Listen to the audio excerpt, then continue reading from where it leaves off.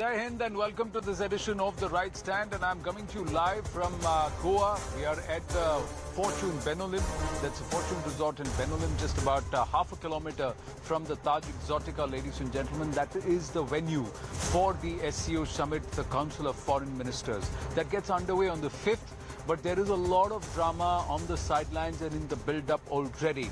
Because on the 4th of May, that is tomorrow, there are important one-on-ones between India and Russia.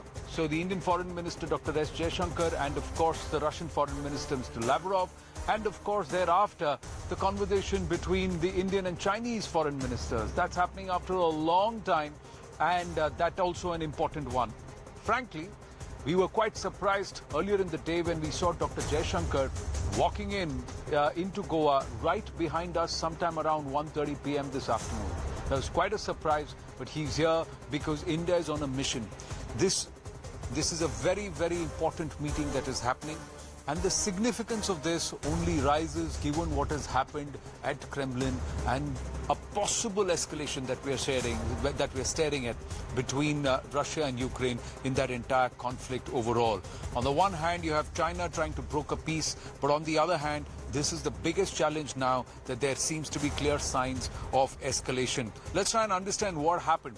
Now, if you see the footage very clearly, that's what the Russian establishment has actually released. The Russian establishment has claimed that around 3 a.m. late last night, there's a 2.5-hour difference between Moscow and Delhi. Delhi is 2.5 hours ahead, so we are at 8 p.m. right now. So you can guess it's about 5:30 p.m. there in Moscow. But at 3 a.m. Moscow time, that's what the Russian authorities say, there was a drone, not one but two drones that attempted to make their ingress into Kremlin, and they were shot down by the Kremlin's air defense systems that have been put in place, and that's captured on video. Russia now has called it as an act of assassination bid, an act of aggression which is a clear assassination bid by Kiev. Military forces have shot down two drones. There is no structural damage to Kremlin, and neither was President Vladimir Putin in the premises at that time. Putin was not in Kremlin during that attack. It is a premeditated terrorist act, is what Russia has said.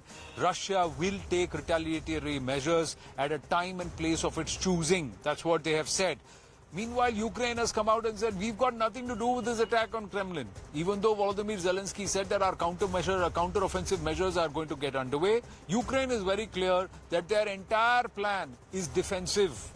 They do not see the rationale of going on the offensive and taking this fight, military fight, into Russian Federation, territory that belongs to the Russian Federation. Ukraine very clearly saying this is nothing but Russian propaganda, or Russia using this as a basis to increase the intensity of its attacks on Ukraine. Kiev will begin its counter-offensive soon, is what Ukraine is officially saying. Volodymyr Zelensky in Finland also saying the same. Meanwhile, the Russian parliamentary speaker is actually demanded, end this Kiev government, bring down Kiev, is the kind of now voices that are echoing within the Russian polity right now in Russian parliament. Russia is readying its air force, we're given to understand. Russian bombers are on standby. Air raid alerts sounded in Kiev, and Kiev meanwhile is preparing to defend itself and preparing for a counter. So clear escalation, but amidst all that, the big question, will the Russian foreign minister come to India? Abhishek Jha with me. Abhishek, good evening. So far, it's like we thought, frankly, ladies and gentlemen, when we came here, we thought, what are we going to do here? Because it's going to be quiet for at least a day and a half. We land at the airport, Dr. Jaishankar is there, we come to the hotel, and we get to know that bombing has happened. Bombing in the Kremlin, the center of the city. Not bombing, the drone attack. Yeah. Drone attack, really. But it was kind of a sabotage operation, if you say from the Ukrainian side so far, because so far there has not been a clear position by the Ukrainian side whether they were directly involved in that. But we know the kind of the precedents in the past, the Crimea bridge attack, Ukrainian side has never taken the responsibility for that. The Moskova, the largest Russian fleet of naval assets, that was sunk in Black Sea. Ukrainian side did not take the direct responsibility for that initially. So these civilian assets of Russia have been attacked in the past also. While Russia has always blamed it on the Ukrainian side with the help of intelligence input from the Western allies of Ukraine, Ukrainian side has never taken a direct responsibility for these attacks. Right. But in this case, right now, if the Russian foreign minister, clearly Russia knew of the attack much before it came to light across the world. When we landed, When we landed, we knew that the Russian foreign minister was coming. We got confirmation. We broke it here on News 18 that the one-on-ones are happening, and that too, that's happening tomorrow. That's the 4th of May. So that means it was all in place. So somewhere, despite what had happened at the Kremlin, we knew, or the Russians had said, we're still coming. So far, it has been reported that the schedule of Russian Foreign Minister Sergei Lavrov remains as it was, and there is not going to be any difference in respect to the latest attack or the drone attempt on the life of Russian President Vladimir Putin.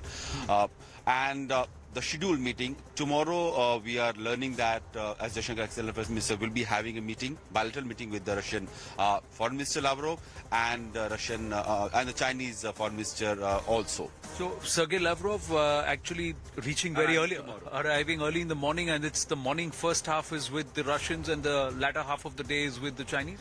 Yes, very much, pretty much on schedule, and it also because Russian Foreign Minister will have a chance to interact and have a bilateral with his Chinese counterpart, and he would not like to miss this opportunity at the time when China is increasingly getting into the role of a peace negotiator. So there's a Russia-China bilateral also that's scheduled. That is scheduled. That is very much on the card. That is very much on the card. So it's not just India, Russia, India, China, but also nations who are part of the SCO using this as a platform to interact with each other on the sidelines too. Of course, and with this summit, that is foreign ministers meeting, a Russian foreign minister will have an opportunity to interact with not only India and China, who are the biggest allies in terms of economic cooperation and who are generating a lot of revenue buying Russian oil and Russian military assets in the last couple of months also.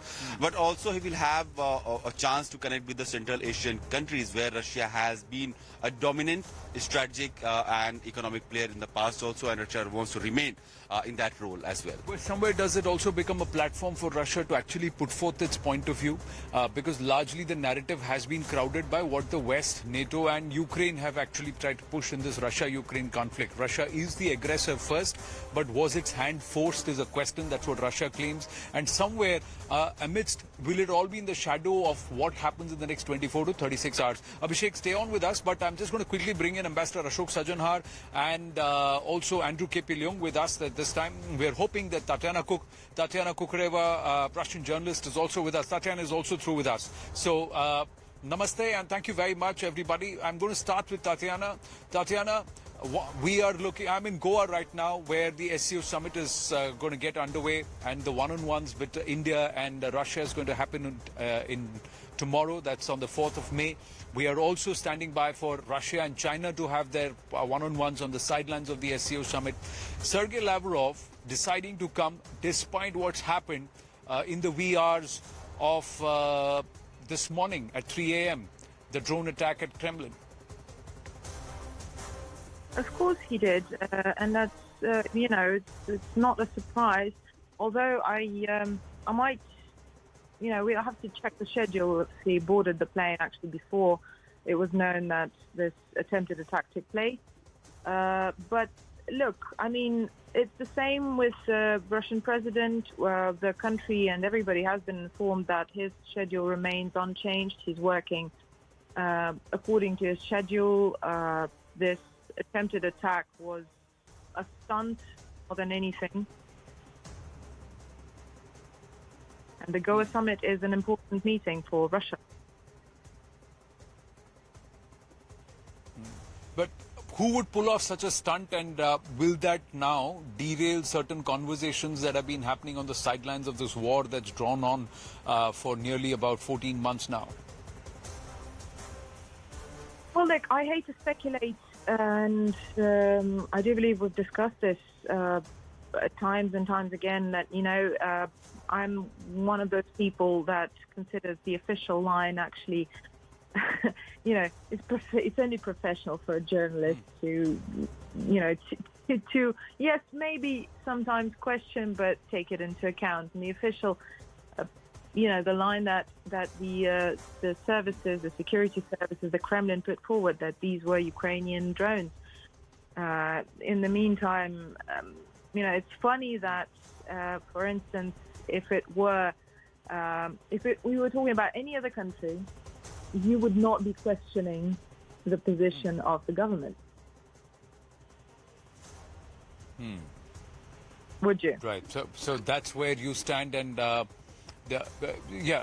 But one aspect is that Moscow is nearly at least 700 kilometers, if not more, away from Kharkiv, which is actually the nearest city to the borders with Russia, Ukrainian borders with Russia. But clearly, has somebody sneaked these drones in? And are they really Ukrainian drones? The Russian authorities can show it because they've shot 2 of them down. If they have the mangled remains of those drones, and if there is anything to show that which ordnance factory this drone was made and where did it come from, I'm sure the Russian authorities will share that and will put it out in public domain. But we need to focus on what the impact of that conversation would be, or that development that has happened will be on the SCO here. Ambassador Ashok Sajanhar, do you believe that this will perhaps tilt the tone of the conversations and the focus of the conversations that are scheduled to be had? Because there are lots of nations which are looking at each other with a certain level of hostility who are part of the SCO. And there are others who are looking at them as allies or vassals.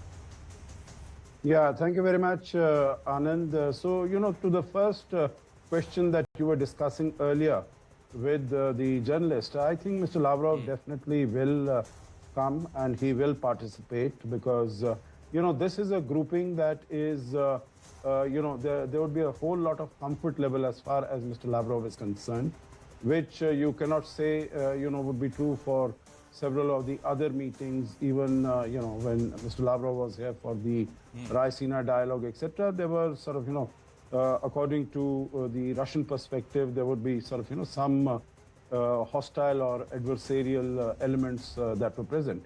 But here, as far as the SCO is concerned, it is a there's a huge deal of comfort level. He will come and the meetings will take place. I will not say that this will overshadow the discussions, but definitely, when we are talking about safety, security, peace and stability, then this would definitely be an issue, one of the issues that would be discussed. I think it would be the intention of both the hosts and also even Russia that the Ukraine conflict is not does not become the central focus of all their deliberations, because there are so many other important issues to be dealt with in terms of, of course, Mr. Lavrov could raise this issue when there is discussion on terrorism and so on and so forth. But I think it will be one of the elements in a broader discussion, deliberation.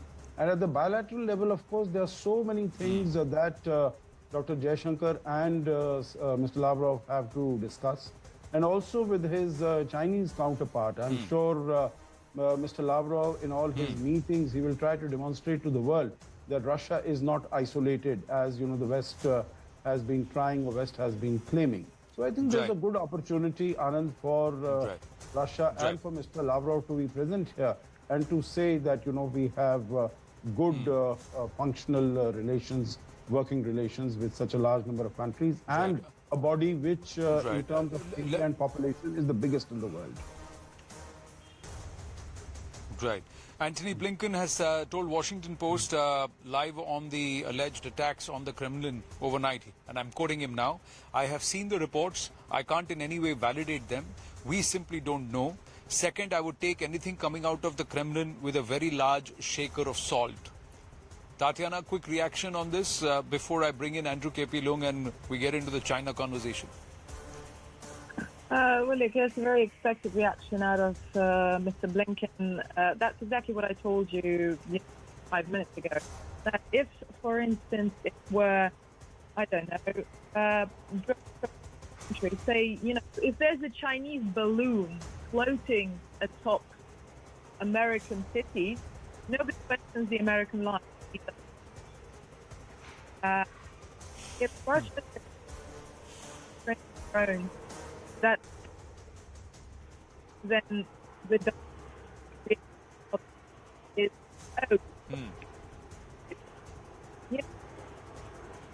that we've seen all along.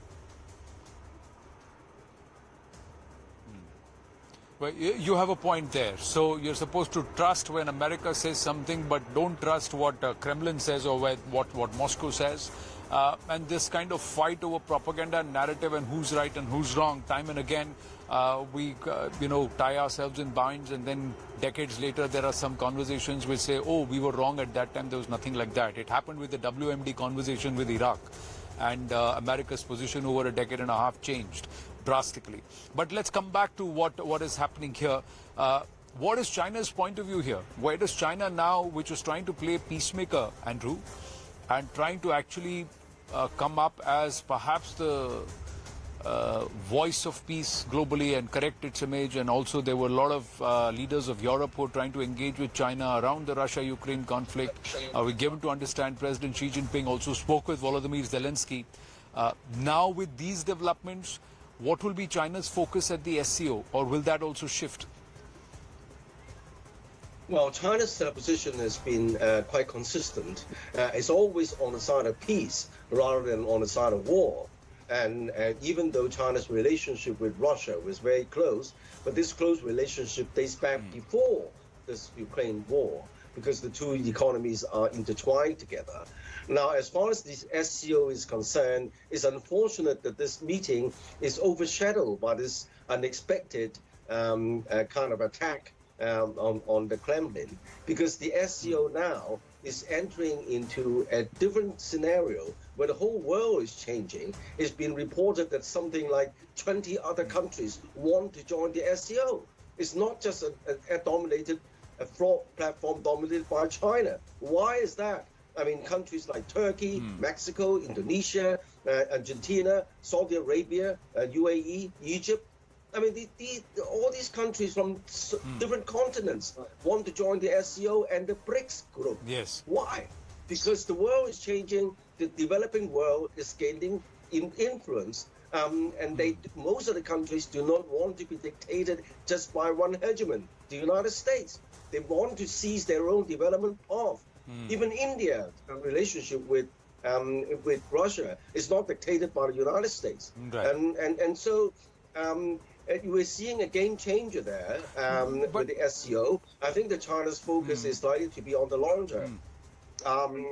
As far as Ukraine is concerned, as I said, Zelensky actually took the initiative with this phone call to President Xi, suggesting that Zelensky, Ukraine itself, is getting exhausted. In fact, all parties are getting exhausted. Reports are coming in that even the NATO, the side of NATO, the side of the United States, is running out of ammunition.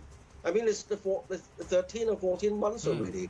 And then, of course, as far as Ukraine is concerned, they're running out of bodies. They're dying by the thousands. And then the critical moment will come in this Bangrut and this that part of Donbass. The idea that somehow the Ukraine is going to divide that part of Donbass into two parts so as to cut off Russia from Ukraine is really not really realistic. Even the United States have been saying that this there is by Ukraine is unlikely to change the picture. So I think that Russia and Vladimir Putin. You brought a very interesting point up, that the whole world is moving towards de-dollarization. Abhishek is still with me. Let me just quickly bring you in. That focus of trying to bring nations, like Andrew was mentioning, you heard Andrew, that there are other nations who want to join BRICS and SCO. There is a movement where nations realize they want to move out of the dollar hegemony or de-dollarization effort. But that cannot happen if nations are at war with each other. For that, India and China have to understand that there's got to be long-lasting peace. Their own strategic interests should not overlap each other. If there is a larger game which has to be played where you try and create a new world order or a new economic order. And in that larger game, initially India used to be an observer, but now with the 1.4 billion population and a huge market size, India is a potential contributor where world is eyeing to have a large share of Indian investment, Indian trade and Indian market size. And that makes India at a very crucial juncture where world is eyeing for India's support in multiple, treaty, multiple groupings. Interestingly, Anand, USA was initially, when this whole SCO thing was established in 2001, 2005 was the time when US was also trying to apply for the observer member of SCO. Since then, there has been a lot of geographical shift now, and now SCO is being seen as a counter of NATO or other Western US-led organizations with its trade, commerce, and strategic interests very much intact. Now, Iran has become part of SCO this year. Iran will officially be a member of SCO. Iran has now voiced an eagerness to become part of BRICS also just yesterday. So clearly, the West-aligned organizations or multiple corporations are being countered by many organizations like SCO and BRICS, where Russia, China, and other Eurasian countries have a lot of interest and stakes as well. Right. Yes. Now, the Ukrainian Postal Service, Ukrposhta, has announced the launch of a new stamp after the night attack on the Kremlin. So there is more to this propaganda war, and there are others. So is this under all this whole veil of plausible deniability? Were there entities backed, sponsored, who entered Russian territory and then set off this drone? We don't know. It's all up in the air. But the larger strategic concern here is nations of the SCO, can they work with each other beyond trade? Can they work with each other as friends? Will China look at India as an adversary? Will it just delay its expansionist action against India till the time it once again claims a certain hegemony? So if you want to fight one hegemony, should you back another hegemonistic intent nation? What is India's position here, Ambassador Ashok Sajanar? How does India walk this tightrope? Yeah, no, India has been a member of the SCO since 2017. India, I don't think we need to look at SCO only from the prism of China, although it is a China-driven organization. I think India has huge interest. The Central Asian countries, 4 of which are members of SCO, that is Kazakhstan, Uzbekistan, Tajikistan, and Kyrgyzstan. The whole SCO revolves on the centrality of Central Asian countries. So as far as India is concerned, and now as you mentioned, Iran is also joining. So these are excellent opportunities for India to connect with the Central Asia, to connect with Iran and Russia and China also. But I think the focus has to be there, whether it is trade, whether it is commerce. There is also the regional anti-terrorist structure that is based in Tashkent. Yes. There our initiative of connectivity, in which we are developing the Chabahar port and taking it to Afghanistan, to Central Asia, and beyond that to Russia. I think the importance of the SCO, Anand, has further increased recently because of the international North-South transport corridor, because Russia cannot send its goods and products through Europe. And so this INSTC has become it's really become a lifeline for Russia, and all these issues, definitely, whether it is economy, it is security, it is political cooperation, they're all going to be discussed in the SCO forum. And India has a huge interest to collaborate and to share its own best practices with the participating countries. Anand. Well, a lot of those names and members who you have mentioned, some of those critical heads are already here in Goa. Some of them are going to land. In fact, the Pak Foreign Minister, who we have not spoken about in this broadcast today, is actually coming from China as per media reports. So, and we are given to understand, sources tell us, that the Pakistanis present here right now as part of the SCO, as part of their National Council meets also, negotiators and heads of state also, they're all parroting only the China line. That's the